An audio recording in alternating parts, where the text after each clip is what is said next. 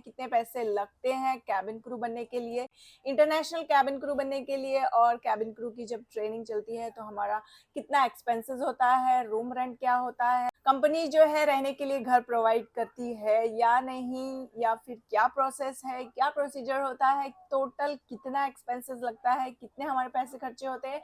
आज जो है ना इस टॉपिक पे हम बात करेंगे। तो वीडियो स्टार्ट करने से पहले अगर मेरा वीडियो आप सबको अच्छा लगा तो please like, share and subscribe जरूर करना।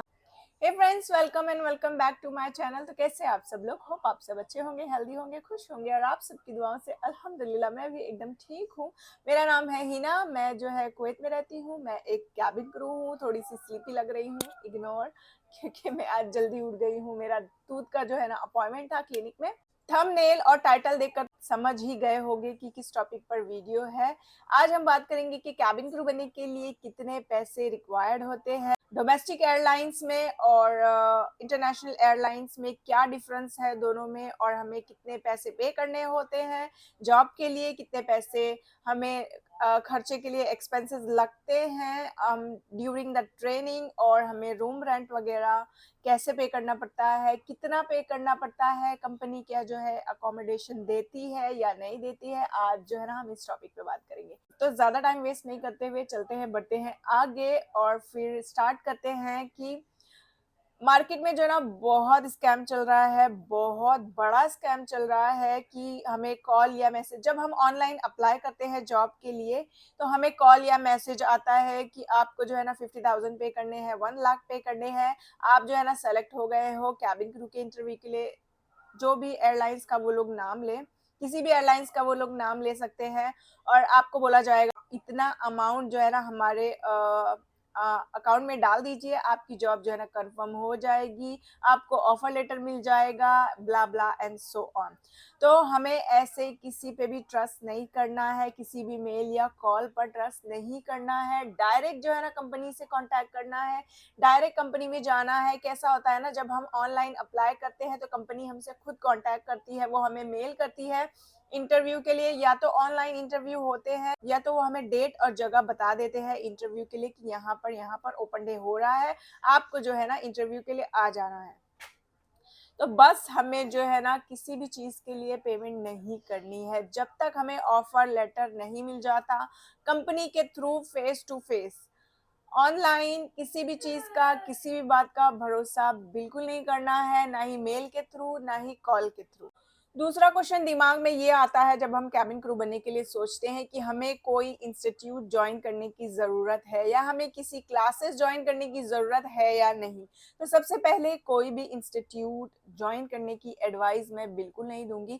इंस्टीट्यूट अगर आप ज्वाइन करोगे वो लोग बहुत ज़्यादा चार्ज करते हैं, और दूसरी बात कि हम इंस्टीट्यूट ज्वाइन करके ना हमें वो लोग ट्रेनिंग देंगे, जो ट्रेनिंग हमें कंपनी ज्वाइन करने के बाद मिलेगी सेम ट्रेनिंग वो देंगे, सेल्फ कॉन्फिडेंस बढ़ाएंगे या फिर हमें इंटरव्यू के लिए रेडी करवाएंगे।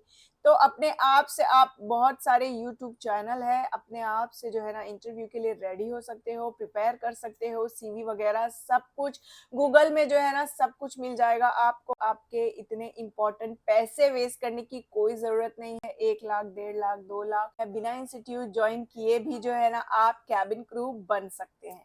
अब बात करते हैं कि कैबिन क्रू के लिए कितने पैसे चाहिए, डोमेस्टिक एयरलाइंस हो, इंटरनेशनल एयरलाइंस हो। सबसे पहले बात करते हैं डोमेस्टिक एयरलाइंस में कि डोमेस्टिक एयरलाइंस जो है ना कुछ अमाउंट चार्ज करते हैं, बट वो भी ऑफर लेटर देने के बाद एज अ सिक्योरिटी अमाउंट होता है वो कंपनी के पास। क्योंकि जो है ना कुछ लोग होते हैं जो कैबिन क्रू की जॉब ज्वाइन कर लेते हैं, 1-2 महीना काम किया फिर जो है छोड़ देते हैं जॉब, या फिर जो भी उनके अपने रीजन हो, जिनको नहीं जम रहा है, ट्रैवलिंग प्रॉब्लम हो रही है, एयरक्राफ्ट में इश्यू हो रहे हैं, क्योंकि हमें जो है ना प्रेशराइज कैबिन में काम करना पड़ता है विच इज नॉट ईजी।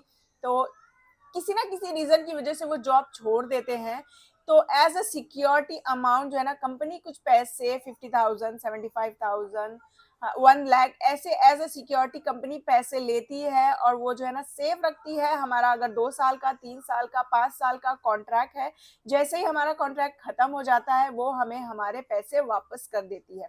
अब जो पैसे हम देते हैं कंपनी को, मे बी 50,000 अगर हमने कंपनी को as a security amount deposit किया है, तो वो हमें जो है ना 1 या 2 सैलरी में आराम से मिल जाएगी। तो कंपनी ने मुझको एज अ लोकल हायर किया था, तो मुझे जो है वीज़ा देने की ज़रूरत नहीं थी, जस्ट मेरा वीज़ा ट्रांसफ़र करने की ज़रूरत थी और टिकट वगैरह के पैसे जो है ना मेरे नहीं लगे हैं। तो मेरा ऐसा कुछ नहीं था कि पैसे मुझे भरने थे या पैसे मुझे वापस मिल गए, मेरे भरे हुए पैसे, ऐसा कोई इशू नहीं था। मतलब मेरे कोई भी पैसे नहीं लगे थे।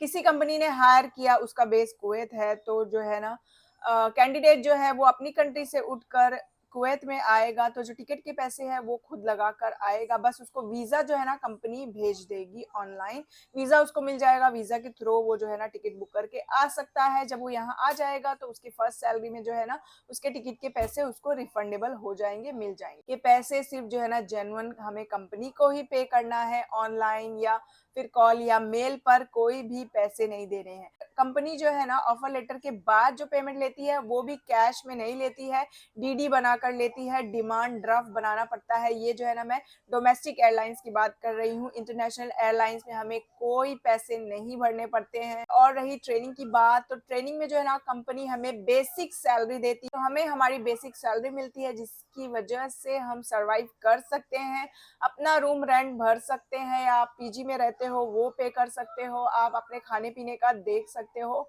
तो ऐसा कोई इशू नहीं है, कंपनी इनफ मनी जो है ना हमें पे करती है, चाहे वो डोमेस्टिक हो या चाहे इंटरनेशनल एयरलाइंस हो। कैबिन क्रू बनना कोई डिफिकल्ट काम नहीं है, कोई मुश्किल नहीं है उसमें, बस हमें गूगल करते रहना है, चेक करते रहना है कि कौन सी एयरलाइन जो है ना हायर कर रही है, ऑनलाइन उनके करियर के पेज पर जाकर ऑनलाइन फॉर्म भर देना है, या फिर ओपन डे हो रहा है तो उसकी प्रिपरेशन करके यूट्यूब देखकर सीवी अच्छा सा बनाकर जाकर जो है ना अच्छे से इंटरव्यू देना है, पास करना है। फॉर श्योर आप लोग ज़रूर कामयाब होगे, अगर थोड़ा सा मेहनत करोगे तो मेहनत ही कामयाबी का पहला रास्ता है, तो मेहनत करने से नहीं चूकना है। और ऑल द बेस्ट। अगर आप इंटरव्यू के लिए जा रहे हैं, तैयारी कर रहे हैं, या आपको किसी भी चीज़ के लिए ज़रूरत है, मुझे कमेंट करके पूछ सकता है। आप अगर चाहते हो कि किसी चीज़ से रिलेटेड मैं वीडियो बनाऊं, तो मुझे कमेंट करके बताओ, मुझे गाइड करो कि मैं इस टॉपिक पर वीडियो बनाऊं। मैं इंटरनेशनल कैबिन क्रू के ऊपर वीडियो ज़रूर बनाऊंगी, आप सबकी हेल्प करने की ज़रूर कोशिश करूंगी। अगर मेरी वीडियो से आपको थोड़ा सा भी फ़ायदा होगा तो मुझे इस बात की बहुत ज़्यादा खुशी होगी, क्योंकि मैं चाहती हूँ कि लोग आगे बढ़े, स्पेशली जो है ना लड़कियाँ आगे बढ़े। तो यहाँ पर जो है ना मैं अपना वीडियो एंड करूंगी, वीडियो को ज़्यादा लंबा नहीं करेंगे। वीडियो में अगर कुछ भी अच्छा लगे तो लाइक ज़रूर करना, मेरे चैनल पर नए हैं तो सब्सक्राइब ज़रूर करना। फिर मिलेंगे अपने नेक्स्ट ब्लॉग में, तब तक के लिए अपना बहुत सारा ख्याल रखो। टेक केयर, बाय बाय, सी या।